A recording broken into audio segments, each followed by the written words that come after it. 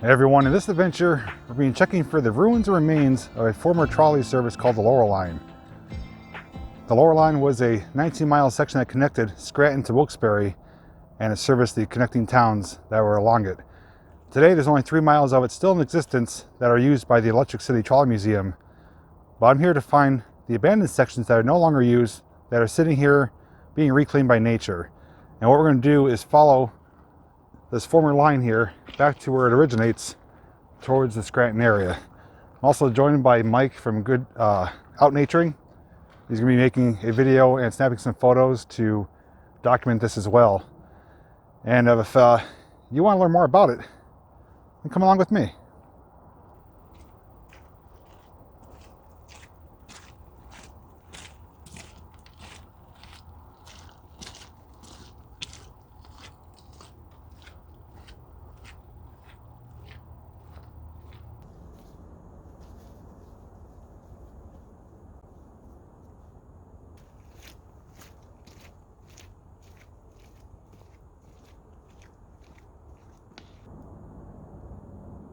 So right now we're going to take a few moments to share some of the history and information about the Laurel Line. I'm going to share some of the details about it. That way when you watch the rest of this video, you'll have a better understanding of its history and its importance. Once we come back, we'll take a look at it in modern day 2020. So right now, let's fade to black.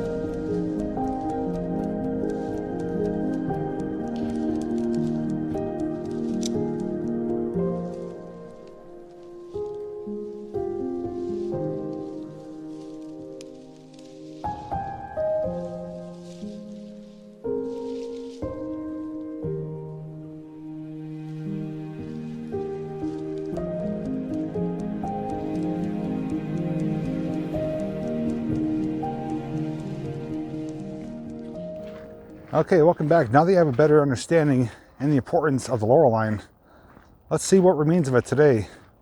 as we are here February 2020. So as we're making our way down here, you could see the resemblance of an old rail bed. It's on the left-hand side. There are still some railroad ties here and the formation of a rail bed. This would have been the access portion next to it, which is now a modern-day ATV trail. Well, once we go further back into the woods, though, I do believe there are still some rails intact. But this would have continued straight out past Montage Mountain Road, which wasn't there back at the time, and would have continued on to Rocky Glen Park for its first stop in this area.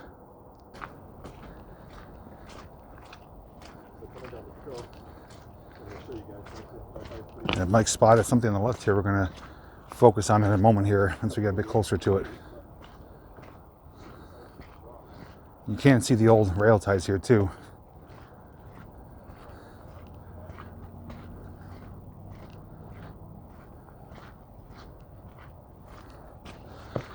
So yeah, this might have been a double line. There's railroad ties here embedded in the ground. Possibly two sets of tracks.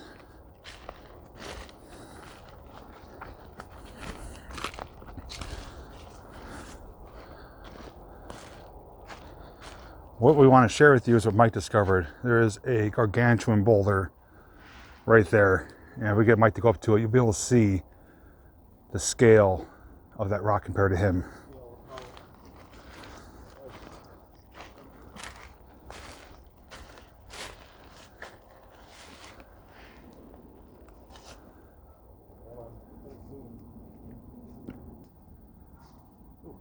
Coming out in front of the rock. Gotta watch that whole area.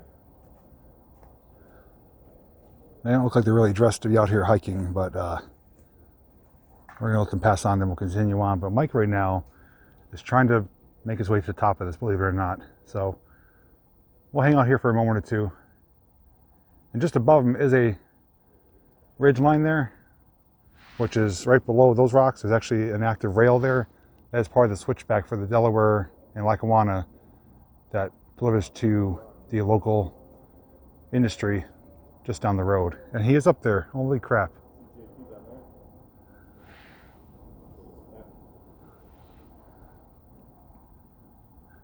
Better him than me. Is it pretty steep? Yeah, I'm afraid if I take a step, I'll slide. So if you guys want to see the footage, make sure you watch his video to see what it looks like on top of there. Now just a quick safety reminder, when you come to these places, I urge you to use common sense, use your best judgment. There's a lot of places you could trip and fall, you could twist your ankle, you could cut yourself open. More importantly, you can encounter wildlife, snakes, bears, and other possible threats, even with other people. You don't know people's intentions. So obviously it's recommended to do this with a partner. Safety numbers does apply. If you can't, always bring protection for yourself, whether it be bear spray, a knife, if you have a permit to carry, pepper spray, anything at all will help. It's better than nothing.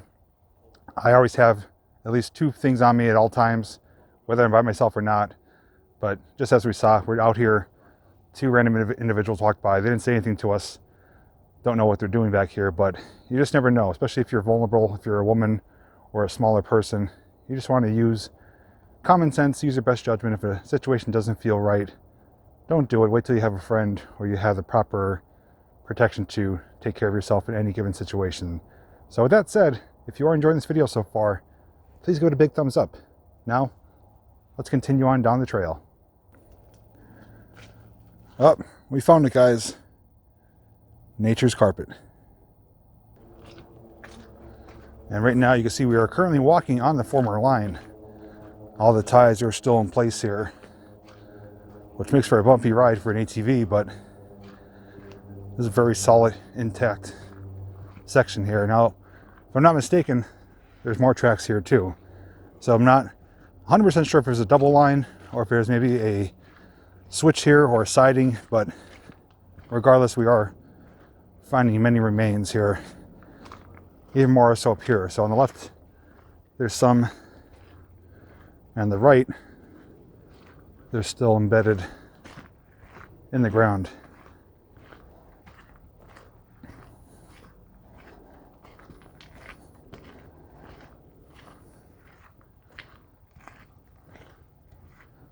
Beautiful nature area too. We had a fresh snowfall last night.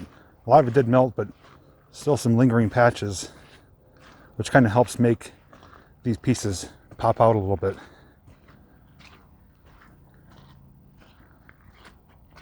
Up here we're going to be meeting up with an active section, which we're not going to follow, but it's part of the Erie Lackawanna, originally the Erie line, later Erie Lackawanna, that the trolley service for the Electric City Trolley Museum uses to make its way to the restoration shop, Montage Mountain. So it goes from the Steamtown to a 3-mile section of the Laurel Line and picks up with the Erie line.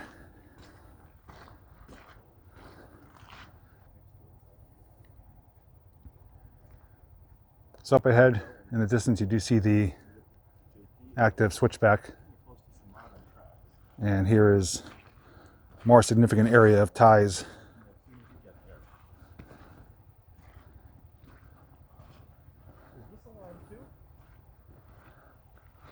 Yeah, I think this is it. Okay. It should start up here somewhere. Oh, here's the rail. Okay, that's what I was looking for. So a very short section of rail left here. Right there, it's almost disguised by the leaves, but this is the original section where it picks up, or I should say ends off, with the trolley service that comes through here. The trolley line would have continued in this direction all the way through these trees, headed towards Rocky Glen,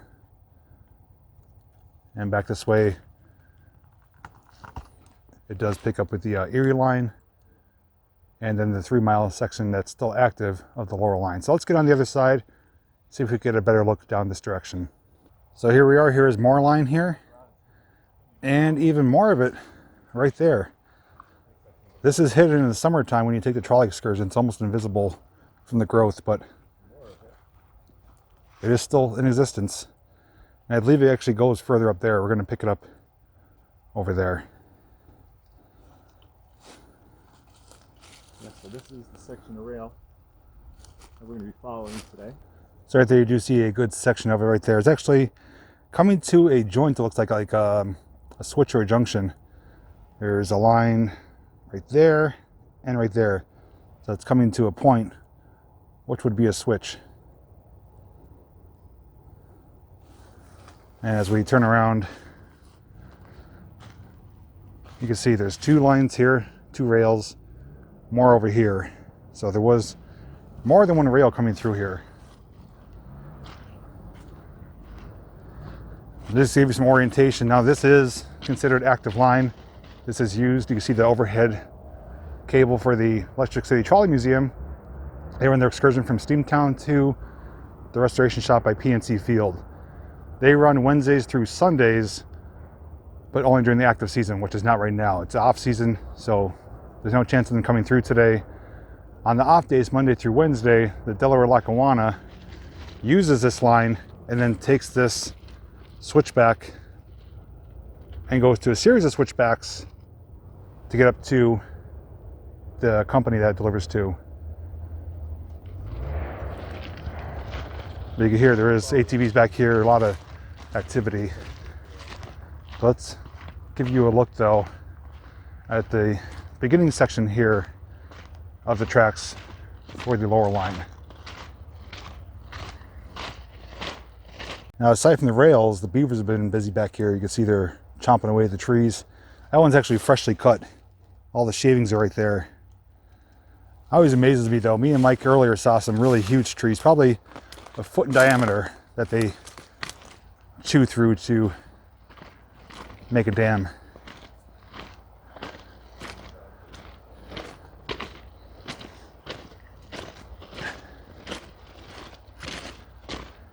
Okay, we come to our beginning point here. Now again, through the woods there's a bridge. That's the rail with the line that goes back to Scranton with the original 3 miles of the Laurel Line. This was added in more modern days, which is strictly a switchback for the Delaware Lackawanna to service a business in Minooka. But originally, those rails would have came this way and went right here. So they cut the rails here to put in this switchback, and there's only maybe 100 feet of rail in existence here.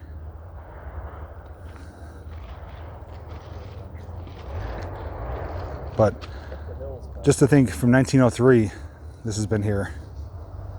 A lot of history to it. Main form of transportation here in the Scranton-Wilkes-Barre vicinity and connecting towns.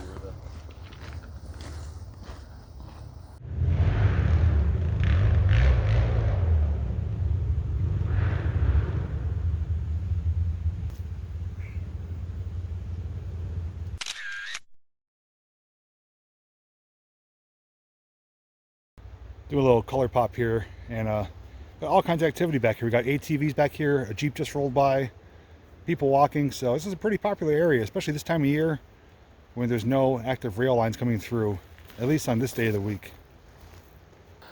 So that was a brief look at the existence of the Laurel Line. Now again, this line went all the way to Wilkes-Barre. We are only showing a small section of it here in Lackawanna County, in Moosic area. I'm sure there's more remnants of it, but you have to really go through with a fine-tooth comb to find it, because a lot of them were removed. You may find just ties, you may find nothing at all. Some of them may have been repurposed for other active lines, but I did know, at least in this area, that there was still something left to see, and I'm glad I got to share it with you. Now again, we are here on a day when there's no train traffic, so we are doing this the safest way possible. We don't condone or advise anyone to come here during the days of activity. If you do, you could risk getting in trouble.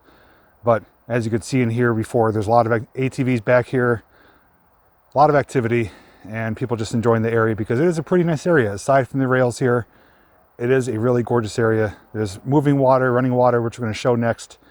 There's different trails, and just, you know, getting out and enjoying yourself without having the sound of traffic around you or other people.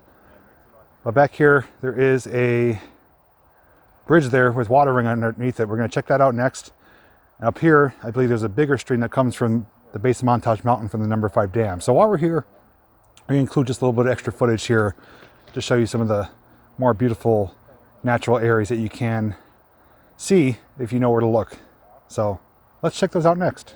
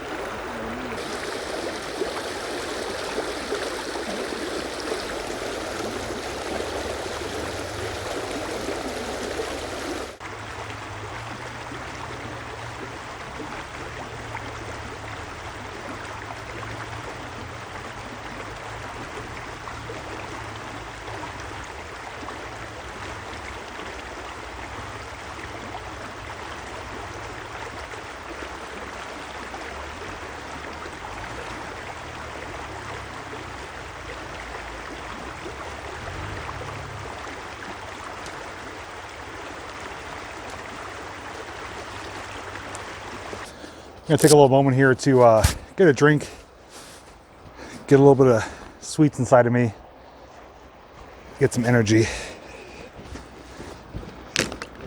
My Deer Park water.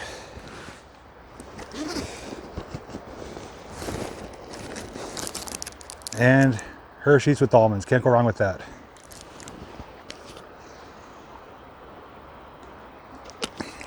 Not to brag, but I think I have probably the best view than anyone watching right now to enjoy a candy bar and a drink of water. You can't beat this. Frozen.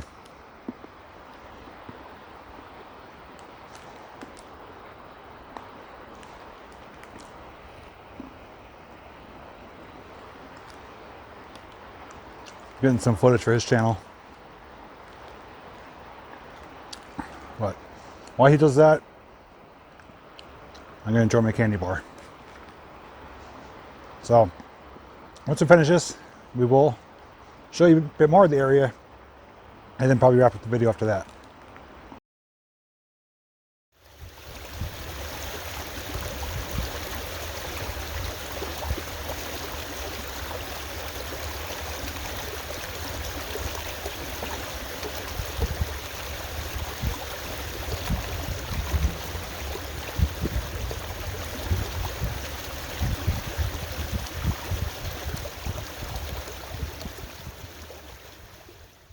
All right, we're gonna get moving again. Now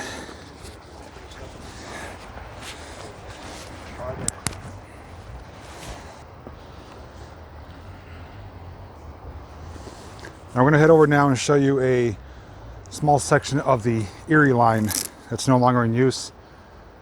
And there's a small bridge over there where the stream flows underneath it. So we're gonna head over there next, show you that, and probably wrap up the video from there. A little squishy and muddy here, but came prepared with the boots.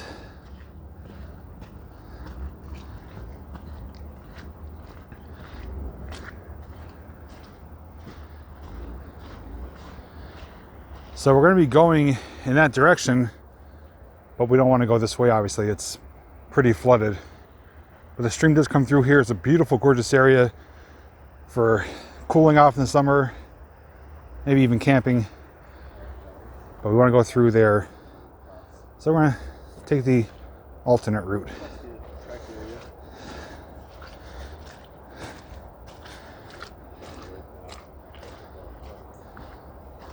Doesn't help that the ATVers came ripping through here and kind of splashed up everything.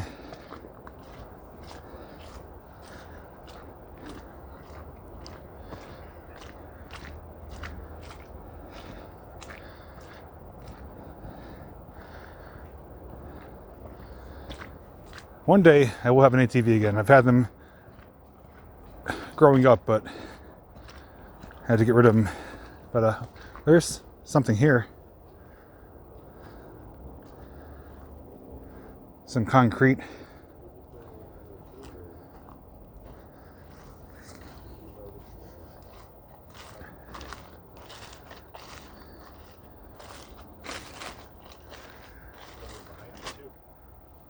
Covered in moss.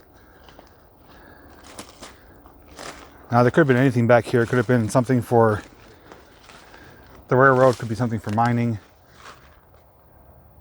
That is some type of wall or foundation. But over here there's actually more.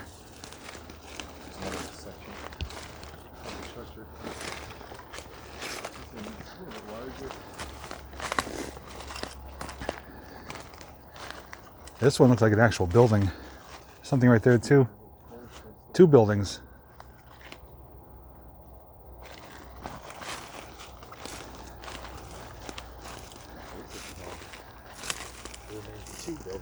You see it's stacked stone with the mortar concrete in between.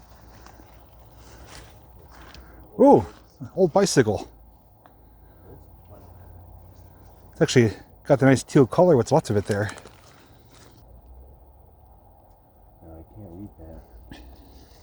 If you guys can recognize this symbol or logo, comment down below as to what it is.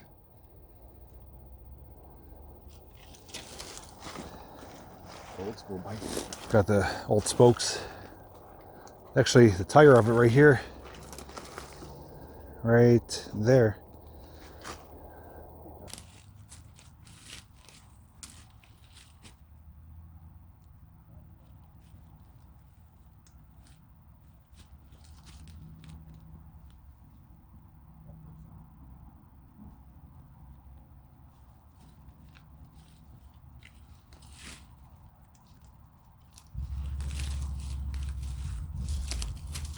Here's something else I just spotted. This looks almost like a planter or a fountain. You can see it's stacked brick in a circular pattern.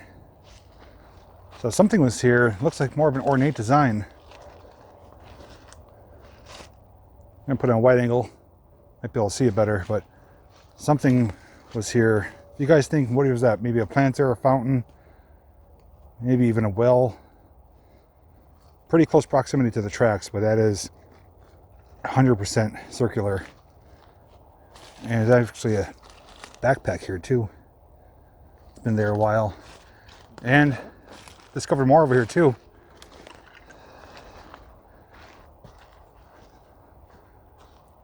So we're seeing more and more ruins, remains, and foundations. And I said it time and time again, you follow railroad tracks or old railroad tracks, sooner or later you're going to come upon something. And indeed, something was here at one point.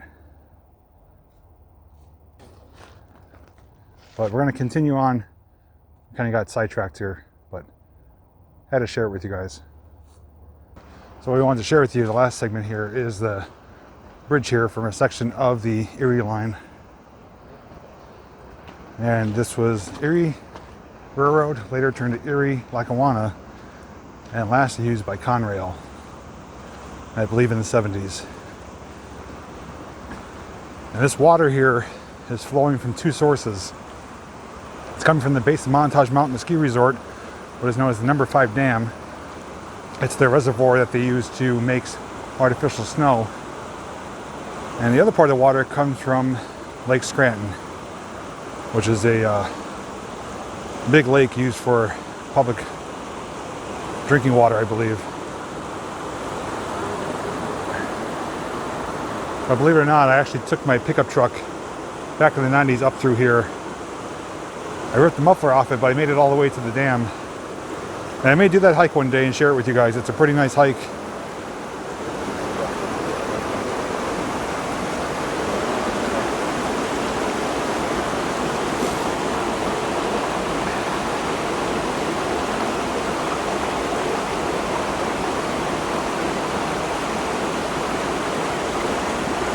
You can actually see where the pipe is broken off, but there's two pipes, that one and one underneath it.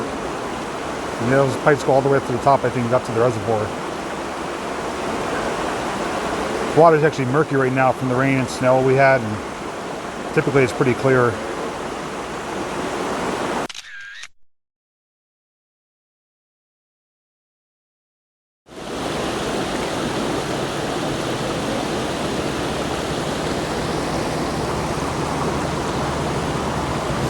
Oh, see if they're going to cross.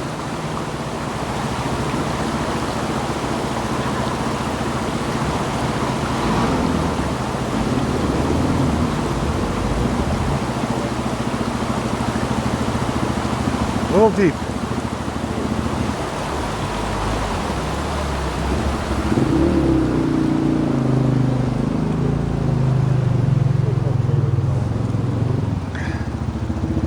So I think right now we're going to go up on top of the bridge, give you a view from the top looking down.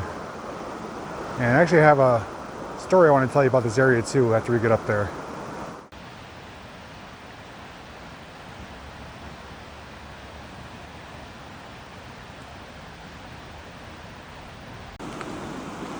Now this continues all the way to River Street in Scranton. It's a good section of abandoned rails here for the Erie Railroad. You can see some sections of the rails actually ripped up.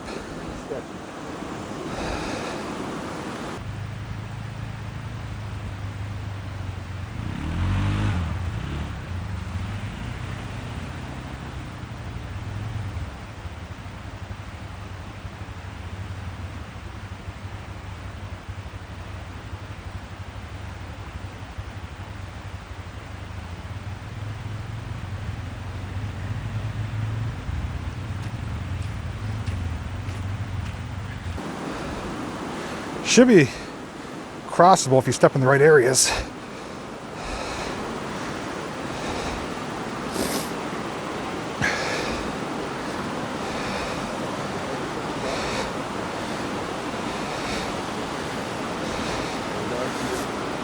Whoa.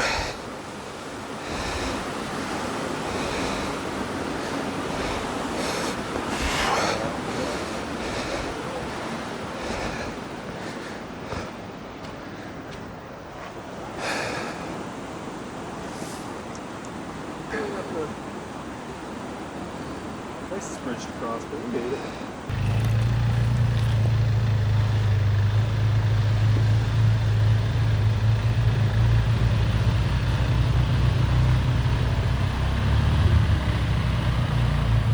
You can actually see that's where the walking platform would have been.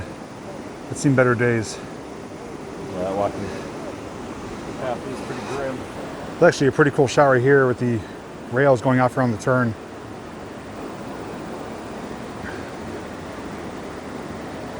Just looking down, so the pipe is down there. It's a gorgeous area though. And again, last train traffic on these rails is in the 70s, but the Electric City Trolley Museum that we saw the tracks earlier with the guided overhead wire connects up with this, and they used a portion of this to Montage Mountain Road to the restoration shop. So they use a combination of the Laurel Line, a new added section, and the Erie railroad tracks. So I want to take a moment and share a story with you. I'm not the greatest storyteller, so bear with me as I try to explain it, but I used to ride mountain bikes back here in the 90s when I was a teenager. And this is before the trolley service, before any type of rail activity back here. It was just abandoned tracks, abandoned woods and trails. We rode our mountain bikes in from Montage Mountain Road, came to this exact area where the bridge is here. I decided to follow the trails that we came in on where we passed those old ruins. I took my mountain bike that way. We went over towards closer to where the Erie line is right now. I'm sorry, the trolley line right now. So I was with my friend Dave at the time. I said, Dave, wait here. I just want to see where these go. And I saw the old tracks going through the woods. I'm like, oh, this is pretty cool. I had no idea it was for the old Laurel Line. So I'm, snooping around. It was summertime too, so everything's growing in.